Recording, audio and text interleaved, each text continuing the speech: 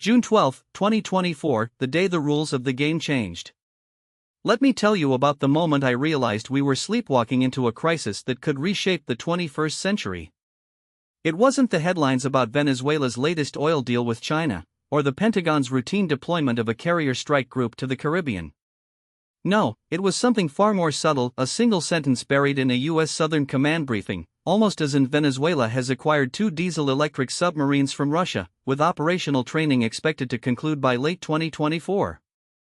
At first glance, this seems like just another data point in the slow-motion collapse of Venezuelan sovereignty, another chapter in the long saga of Hugo Chávez's failed revolution. But if you've spent as much time as I have studying the intersection of military procurement, great power competition, and the unspoken rules of escalation, you know this is different. This isn't just about Venezuela. This is about what happens when a desperate regime, backed by revisionist powers, gets its hands on a weapon that can credibly threaten the most visible symbol of American power, the aircraft carrier. I've been warning about this for years, not because I'm an alarmist, but because the patterns are unmistakable. The U.S. has spent the last 3 decades acting as if its naval dominance is an immutable law of nature, as if no adversary would dare challenge it directly. But here's the thing about it: only works if your enemies believe you'll use it. And right now, in Caracas, Moscow, and Beijing, there are people doing the math, and they're coming to some very dangerous conclusions. So let's talk about what would actually happen if a Venezuelan submarine attacked a U.S. carrier. Not the sanitized version you'll hear from the Pentagon, not the Hollywood fantasy of a quick, decisive strike. The real story, the one where geopolitics, military doctrine, and raw human psychology collide in ways that could pull the world into a conflict no one wants but no one knows how to stop. The official what they want you to believe. If you've been following the mainstream coverage, here's the story: your Venezuela, a failed state with a collapsing economy, has somehow managed to acquire a couple of aging Russian Kilo-class submarines. These are diesel-electric boats, not nuclear-powered, which means they're slow, have limited range, and are vulnerable to modern anti-submarine warfare technology. The U.S. Navy, with its unmatched ASW capabilities, would detect and neutralize any Venezuelan sub long before it got within striking range of a carrier. Even if, by some miracle, a torpedo or anti-ship missile got through, the carrier's layered defenses Aegis destroyers, F divided by a -18s, electronic warfare systems, would intercept it. The whole thing would be over in minutes, a footnote in the long history of American naval supremacy. The Pentagon has been careful to downplay the threat. Admiral Craig Fowler, former head of Southcom, once dismissed Venezuela's military as a hollow force with no credible capability to challenge U.S. dominance in the region. The media has largely echoed this line, framing the submarine acquisition as a desperate publicity stunt by Nicolas Maduro, a way to project strength when his country is starving. Even the more hawkish analysts treat it as a nuisance, not a real threat, something to be managed, not feared.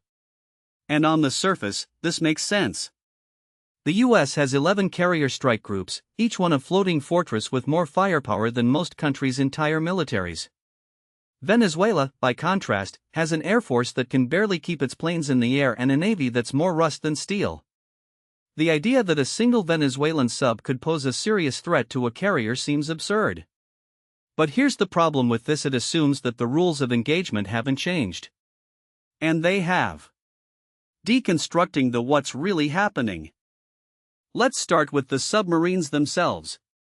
Yes, the Kilo-class boats Venezuela is getting are old, originally built in the 1980s and 1990s. But they're not just old. They're upgraded. The Russians have been quietly modernizing these subs with new sonar, quieter propulsion systems, and advanced anti-ship missiles like the Caliber. These aren't museum pieces, they're lethal, and they're designed to do one-sink ships. Now, could the U.S. detect and destroy them? In open water, probably. But the Caribbean isn't open water. It's a labyrinth of shallow seas, thermal layers, and acoustic shadows, perfect terrain for a diesel sub to hide. The U.S. Navy's ASW capabilities are optimized for deep-water operations against nuclear-powered subs, not for hunting diesel boats in confined, cluttered environments. And let's not the last time the U.S. faced a serious diesel sub threat was in the Falklands War, when a single Argentine sub, the San Luis, nearly sank a British frigate. The British had the best ASW tech in the world at the time, and they still couldn't find it. But the real issue isn't the subs themselves. It's the political calculus behind them. Venezuela isn't buying these boats because they think they can win a war with the US. They're buying them because they know that even the threat of a sub-attack changes the equation. And that's where things get dangerous. Here's what the Pentagon isn't telling: the US has been running war games for years on what would happen if an adversary, say, Iran or North Korea, used a submarine to attack a carrier. The results are classified, but I've spoken to people who've seen them. The short version? It's not pretty. Even if the sub is detected and destroyed, the mere fact that it got close enough to launch a weapon would force the carrier to retreat, breaking its operational tempo. And if the sub does get a shot off? Even a near miss could cripple a carrier's ability to launch aircraft, turning a $13 billion warship into a floating target. Now, let's talk about the Russians. They're not just selling Venezuela these subs out of the goodness of their hearts. This is part of a broader strategy to erode US dominance in its own backyard. The Russians have been quietly rebuilding their influence in Latin America for years: arms deals with Nicaragua, military exercises with Cuba, and now, submarines for Venezuela. They know the US can't afford to ignore this. Every time the US has to divert a carrier strike group to the Caribbean to deter Venezuela, that's one less carrier available for the South China Sea or the Black Sea. It's death by 1,000 cuts. And then there's China. The Chinese aren't directly involved in the submarine deal, but they're watching closely. They've been studying how the US responds to asymmetric threats, and they're taking notes. If Venezuela can tie down a US carrier in the Caribbean, what's to stop China from doing the same in the Taiwan Strait? The US Navy's doctrine is built around the idea that carriers are invulnerable. But if that myth is shattered even once, it changes everything. So Venezuela, a country with no real navy, is about to acquire submarines that can credibly threaten the most powerful warships in the world. The US insists it can handle the threat, but the war games suggest otherwise.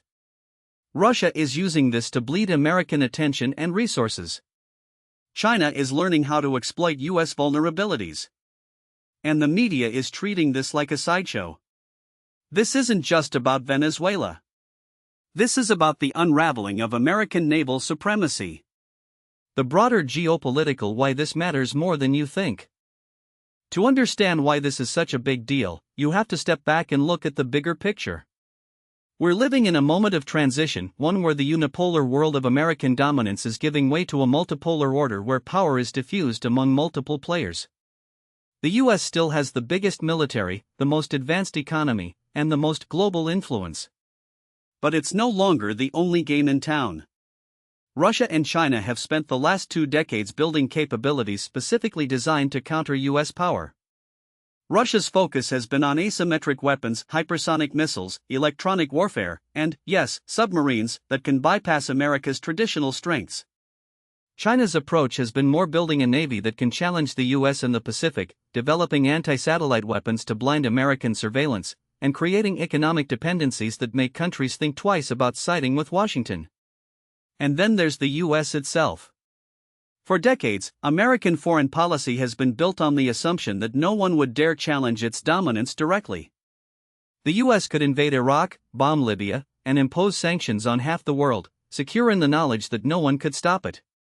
But that era is ending. The wars in Iraq and Afghanistan showed the limits of American power. The rise of China has forced the US to shift its focus to the Pacific. And now, with Russia's invasion of Ukraine, Europe is once again a potential battleground. This is the context in which Venezuela's submarines matter. The US has spent the last 30 years acting as if it can project power anywhere, anytime, without consequence. But the world is pushing back.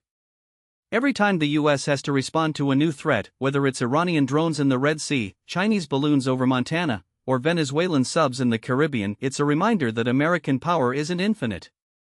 And the more the US is forced to spread its resources thin, the more vulnerable it becomes. There's a historical parallel here that keeps me up at the Cuban Missile Crisis.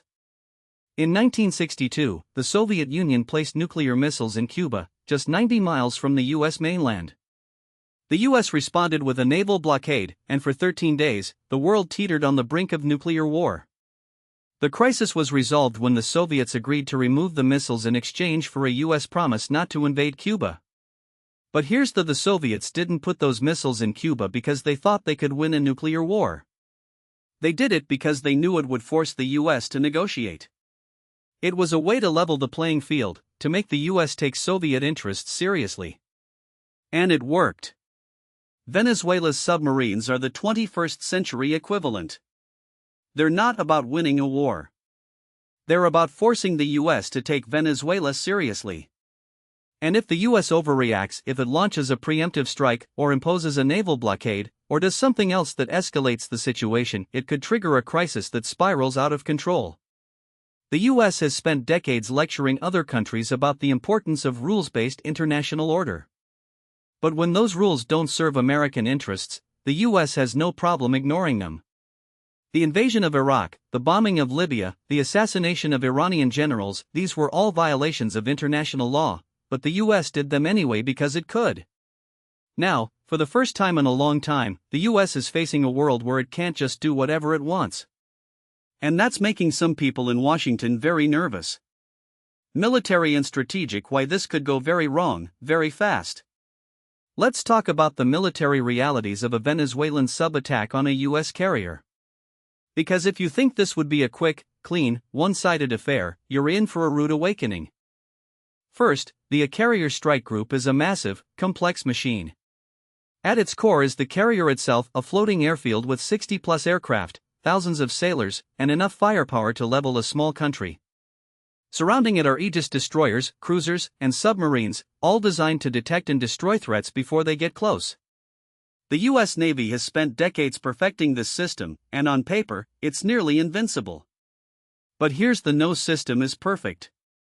And the more you rely on a system, the more vulnerable you are to its failure. Let's say a Venezuelan sub gets lucky.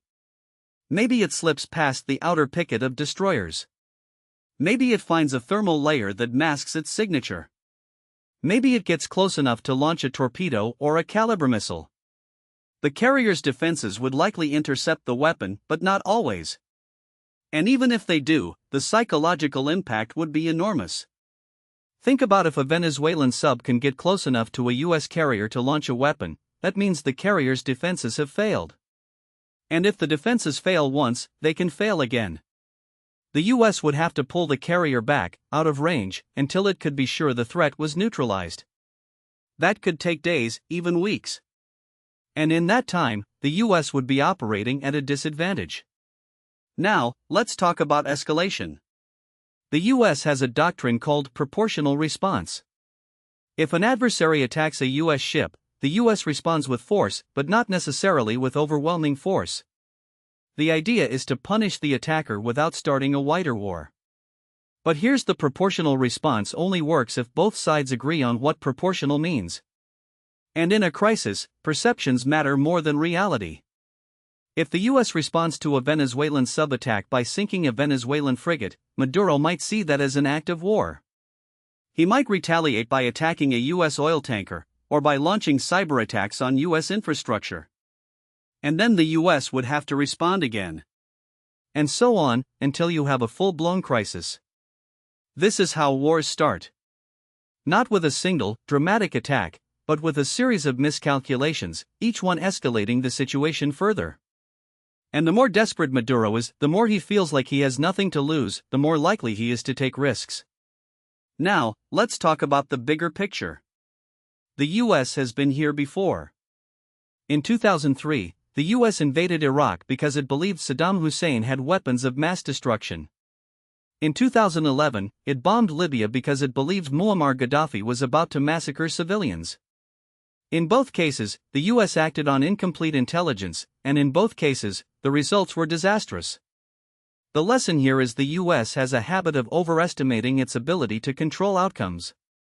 It assumes that its military superiority will allow it to dictate the terms of engagement. But in reality, the other side always gets a vote. And in a crisis, that vote can be the difference between a quick resolution and a prolonged conflict. So let's be if a Venezuelan sub attacks a US carrier, it won't be a clean, surgical strike. It will be messy, unpredictable, and potentially catastrophic. And the US isn't prepared for that. The domestic political why this is about more than just Venezuela. Here's something you won't hear in the Pentagon: this isn't just about Venezuela. It's about American politics. Let me explain. The US is in the middle of an election year, and the Biden administration is facing a perfect storm of inflation, immigration, a border crisis, and a resurgent Trump campaign that's painting Biden as weak on foreign policy. The last thing Biden needs is a crisis in the Caribbean, especially one that plays into Trump's narrative that Democrats are soft on national security. Now, imagine this: a Venezuelan sub attacks a US carrier. The attack is repelled, but not before a few sailors are killed. The media goes into overdrive. Republicans demand a strong response. The Biden administration, desperate to show strength, orders a retaliatory strike, maybe a cruise missile attack on a Venezuelan naval base, or a cyber attack on the country's power grid. Maduro, sensing an opportunity, plays the victim. He calls for international condemnation of US aggression. Russia and China jump in, offering military support. Suddenly, what was supposed to be a quick, proportional response turns into a full-blown geopolitical crisis. This is how domestic politics distort foreign policy. The Biden administration would be under immense pressure to act decisively, even if the rational course of action is to de-escalate. And in an election year, that pressure is even more intense. But it's not just about Biden. It's about the broader trend in America: the militarization of foreign policy. For decades, the US has relied on its military to solve problems that should be handled diplomatically. And every time it does, it sets a precedent that makes the next crisis harder to manage. Venezuela is a perfect example. The US has spent years trying to isolate Maduro, imposing sanctions, supporting opposition leaders, even hinting at military intervention. But none of it has worked. Maduro is still in power, and Venezuela is still a failed state. And now, with these submarines, he has a way to strike back. The question: what happens next? Does the US double down on its failed strategy, or does it try something new? And if it does try something new, will the political system let it? Scenario: what could actually happen? So let's game this out. What would actually happen if a Venezuelan sub attacked a US carrier? I've spent years studying crisis dynamics, and I can tell you there are no good outcomes. But some are worse than others. Scenario 1: the quick, clean resolution. In this scenario, the Venezuelan sub is detected and destroyed before it can launch a weapon. The US responds with a limited strike, maybe a cruise missile attack on a Venezuelan naval base, or a cyber attack on the country's military communications. Maduro, realizing he's outmatched, backs down. The crisis ends with a few days of tense headlines, and then everyone moves on. This is the best-case scenario, but it's also the least likely. Why? Because Maduro isn't rational. He's a desperate man with nothing to lose. And desperate men don't back down. Scenario 2: the slow-motion escalation. This is the most likely outcome. The Venezuelan sub gets a shot off, maybe a torpedo, maybe a missile. The carrier's defenses intercept it, but not before a few sailors are killed. The US responds with a proportional strike, but Maduro retaliates, maybe by attacking AU. Now, what most people don't realize is that this kind of slow-motion escalation isn't just a theoretical risk, it's exactly how the US got dragged into deeper conflicts in the past. Think about the Gulf of Tonkin in 1964, where a murky naval incident became the pretext for full-scale war. Or the USS Stark incident in 1987, when an Iraqi missile strike on a US frigate killed 37 sailors, yet the Reagan administration chose not to retaliate against Saddam Hussein because the geopolitical costs were too high. The difference today? Venezuela isn't Iraq in the 1980s. It doesn't have oil wealth to bargain with, and it doesn't have a superpower patron like the Soviet Union to shield it. That makes Maduro both more dangerous and more unpredictable. Here's the uncomfortable: if a Venezuelan submarine manages to land even a glancing blow on a US carrier, the pressure on the White House to respond with overwhelming force will be immense. The US Navy doesn't just lose ships, it loses credibility. And in the age of social media, where every crisis is live-streamed and weaponized, the demand for retaliation won't just come from hawks in Congress. It'll come from the public. Remember how quickly the narrative shifted after the 2020 drone strike that killed Qasem Soleimani? Within hours, the debate wasn't about whether the strike was justified, it was about whether it was enough. That's the trap the US is walking into with Venezuela. Let me explain why this matters beyond just the immediate crisis. The US has spent the last 2 decades trying to reorient its military away from counterinsurgency and toward great power competition with China and Russia. But here's the every time the US gets bogged down in a peripheral conflict, whether it's Venezuela, Iran, or the Houthis in Yemen, it bleeds resources and attention away from the main event. The Gerald R. Ford Carrier Strike Group, for example, is supposed to be a deterrent against China in the South China Sea. If it gets tied up in a prolonged standoff with Venezuela, that's a win for Beijing.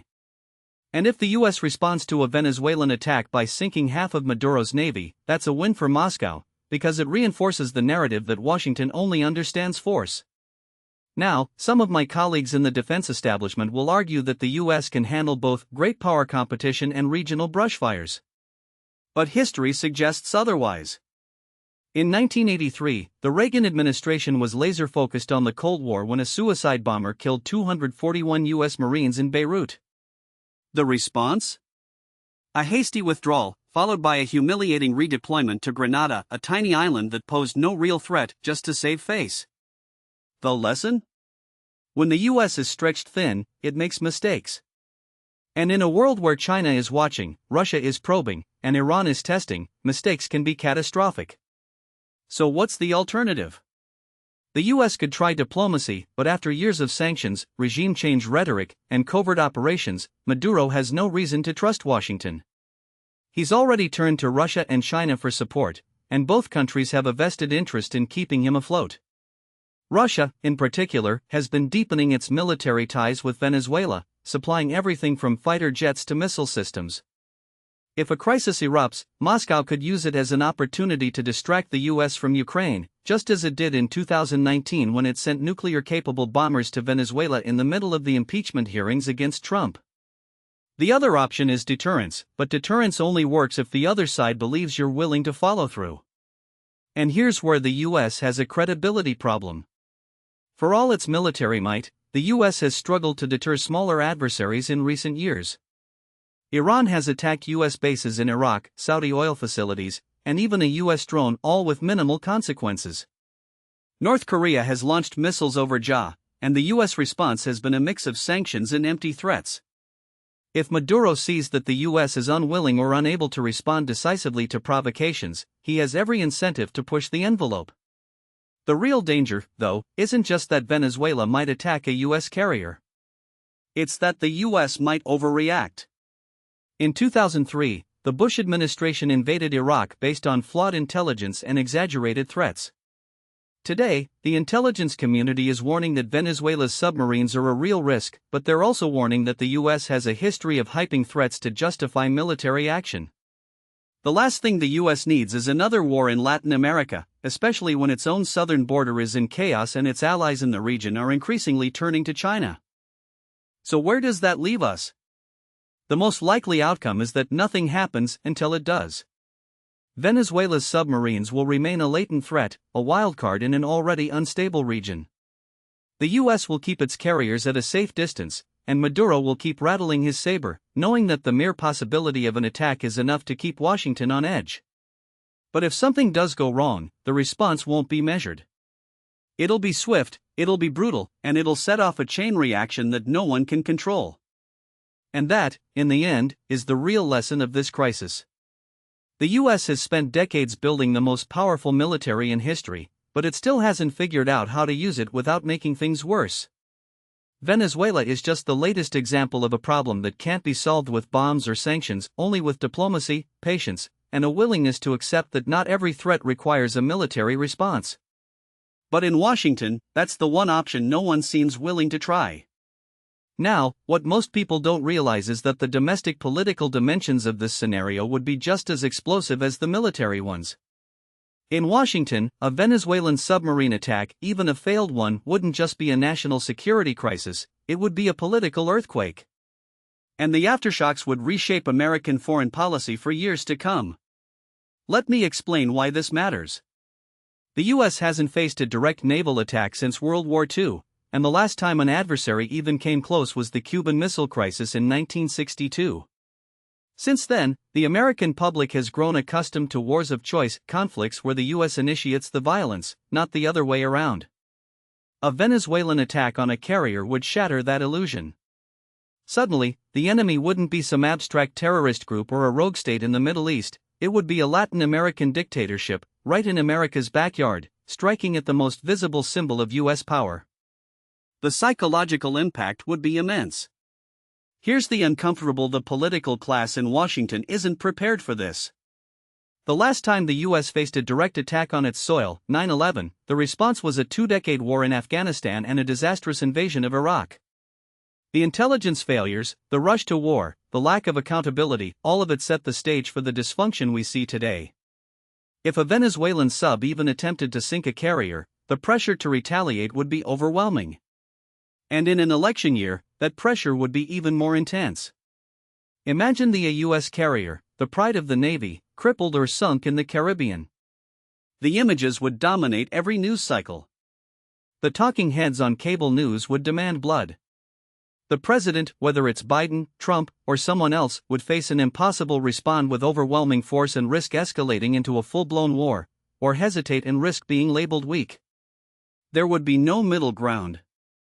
And let's not pretend that the political incentives would favor restaurant. In 2001, George W. Bush's approval rating skyrocketed to 90% after September 11.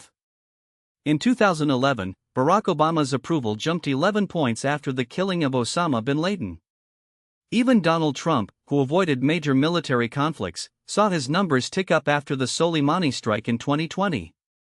The lesson is in American politics: military action is often rewarded, even when it's reckless. A Venezuelan attack would give any president a golden opportunity to rally the country behind them, and the opposition would have no choice but to fall in line. But here's where it gets really dangerous. The US has a long history of overreacting to perceived threats in Latin America. In 1961, the Kennedy administration greenlit the Bay of Pigs invasion, a disaster that only strengthened Castro's regime. In 1983, Reagan invaded Grenada after a Marxist coup, a move that was more about domestic politics than national security. And in 2002, the Bush administration tacitly supported a failed coup against Hugo Chavez, only to see him return to power stronger than ever. Each time, the US assumed that military force would solve the problem. Each time, it made things worse. If Maduro, or whoever succeeds him, were to order an attack on a US carrier, the response would likely follow the same playbook. The US would bomb Venezuelan military installations, impose a naval blockade, and maybe even launch a limited ground invasion. But what then? Venezuela isn't Grenada. It's a country of 28 million people with a history of fierce resistance to foreign intervention. The US could find itself bogged down in another endless conflict, this time in its own hemisphere, while China and Russia exploit the chaos to extend their influence. And let's not forget the domestic fallout. A war with Venezuela would split the country along familiar lines. The right would accuse the left of being soft on communism, while the left would accuse the right of warmongering. The media would be consumed by the conflict, drowning out other issues like inflation, immigration, and the climate crisis. And the American people, who have grown weary of foreign wars, would be forced to choose between supporting a president they may not like or opposing a war they don't want. Here's the US doesn't need another war. It doesn't need another failed state in its backyard. And it certainly doesn't need another crisis that distracts from the real challenges facing the country.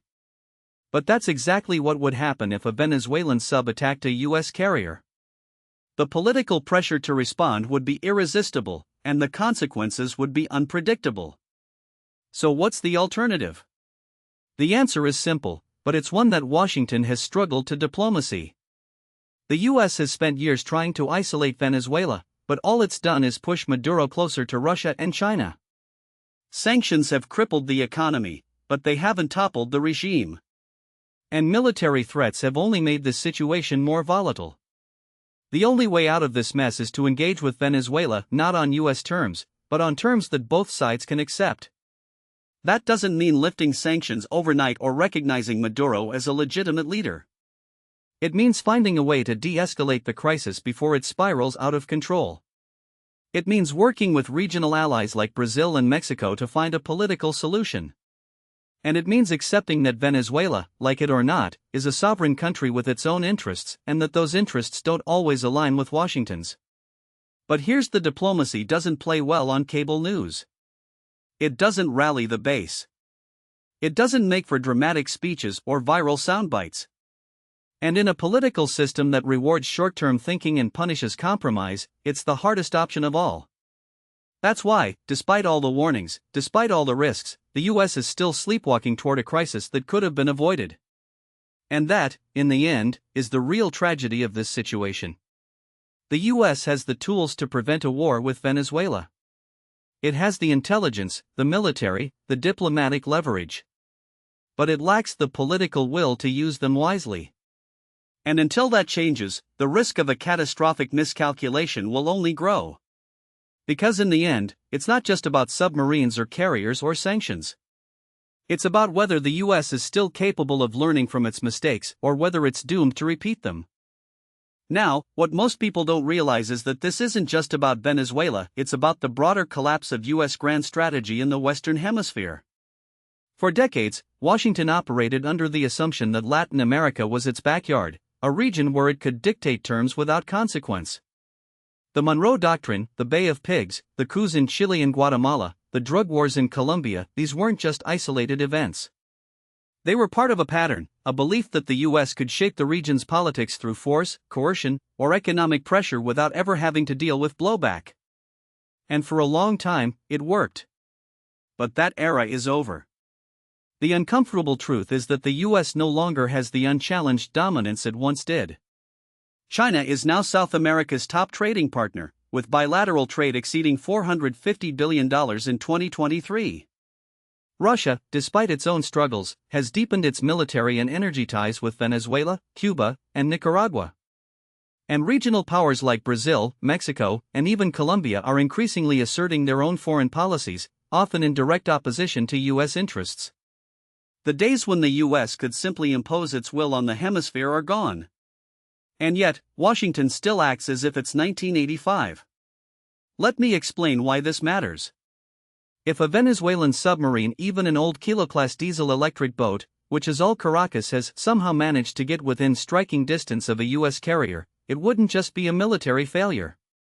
It would be a strategic humiliation, a moment when the world would see that the US can no longer control its own neighborhood. And in geopolitics, perception is reality. The Chinese would see it as proof that their near-sea strategy can be replicated in America's backyard. The Russians would use it to argue that their hybrid warfare tactics work. And the Iranians, who have been quietly extending their influence in Latin America, would see it as an invitation to push harder.